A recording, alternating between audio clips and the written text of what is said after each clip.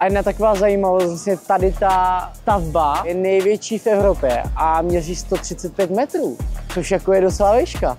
Tak už jsme v mý oblíbené pekárně, jako nechápu to, jak je to úplně boží kombinace. Jak hodnotíš počasí, jaký nám dneska vyšlo?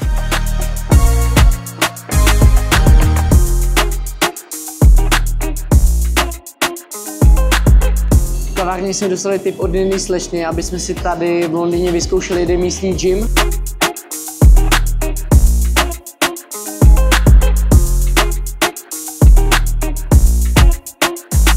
Čau, vítám vás zpátky na mém kanále. Aktuálně se nacházíme na letišti Václava Havla a společně poletíme do Londýna, kde nás čeká běžický event, takže pojďte s náma.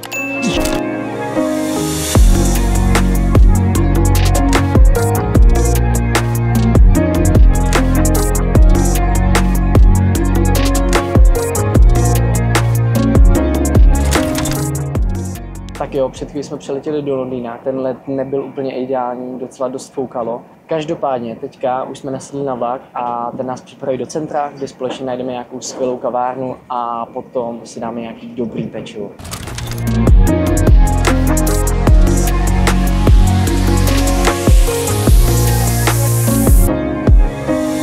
Tak už jsme v mý oblíbené pekárně. To počasí je strašný, ale za odměnu jsme si tady vzali čokoládový croissant, jeden klasický máslový a potom nějakou šunkorolku. A jako strašně se na to těším, protože tady ta pekárna si myslím, že stojí za to, abyste ji navštívili. Takže tak. Koupil jsem si šunkarolku a v té šunkarolce je nějaká marmeláda. Jako nechápu to, jak je to úplně boží kombinace. Fakt super.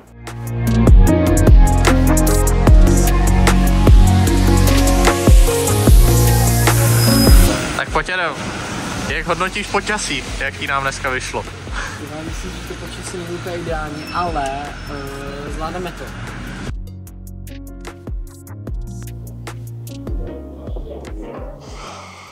Tak jo, přišli jsme se sem zažát do mý oblíbený kavárny, jmenuje se Origin a myslím si, že to kafe tady za to fakt stojí.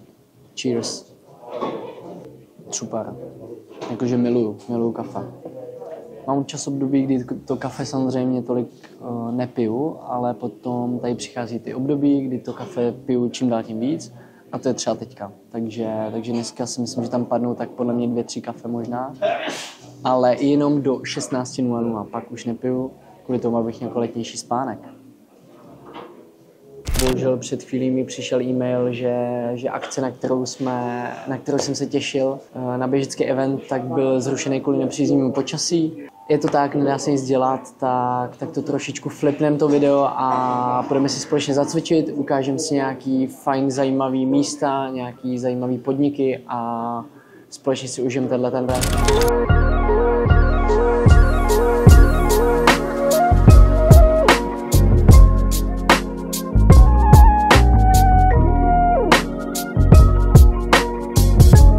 Základ pro moji snídaní většinou tvoří buď řecký jogurt nebo skyr s ovocem, anebo jsou to jakákoliv forma vajec. To znamená, teďka jsme v 26 grains, je tady úplně narváno, takže sedíme venku. Tak jo, snídaní za náma a teďka jdeme do toho gymu. V kavárně jsme dostali tip od jedné slečny, aby jsme si tady v Londýně vyzkoušeli jeden místní gym, jmenuje se Angel Fitness a teď si tady společně dáme kratší trénink a potom nás čeká oběd.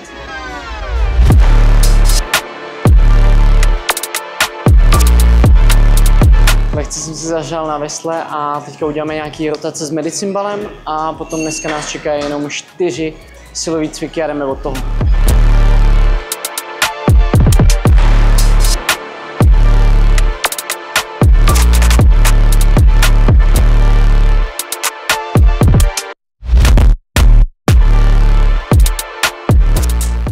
Ten tip, co jsme dostali od slečny, tak musím říct, že se jí to povedlo. Jakože ten gym vypadá fakt hezky.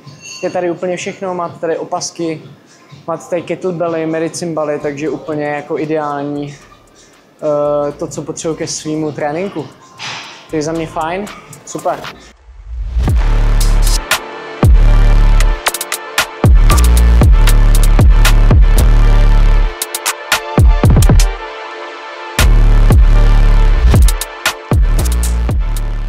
teďka 2 cviky na záda, pak nás čeká 2 cviky na ten vršek toho těla, na tu přední část. Budou tam nějaký tlaky a potom uděláme jenom kondici. Ta kondice bude lehká, dynamická a ať se trošičku taky hejbne dneska.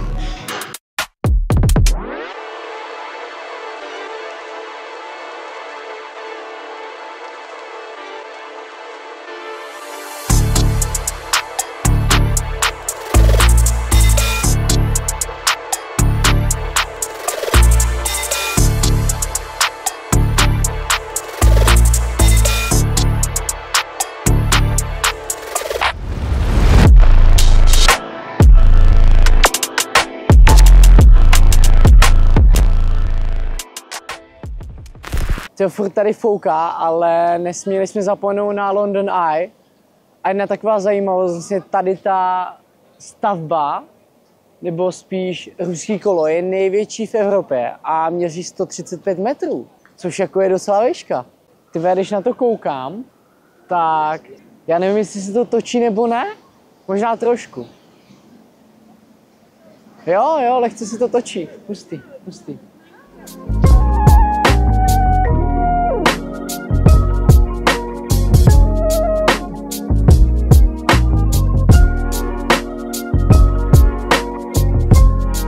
Musím říct, že tady v metru normálně je teplejší než venku. Takže si myslím, že si trošičku projedem. Jízda. Ne, je tady fakt teplo, musím říct. Jakože nečekal jsem to. Přesně. Potřebovali jsme se chvilku taky schovat.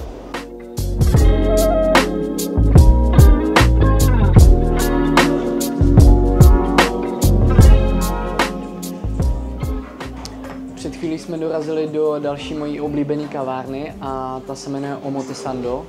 Vlastně Omotesando je tokijská oblast, která je hodně elegantní, jednoduchá a myslím si, že se to promítlo i tady v tom Londýně. Ta kavárna je úplně jako úžasná, skvělý kafe, mají super takovýhle malý dezertíky, takže tak.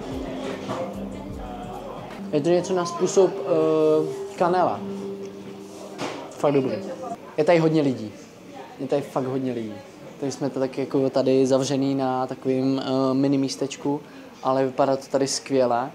A myslím si, a troufám si říct, že mají vlastně kafe od La Cabra, což je dánská pražírna. Za mě je ta jedna úplně z nejlepších. Sorry. Tak za mě Omotesando úplně jako skvělá kavárna v oblasti Soho, takže určitě doporučuji.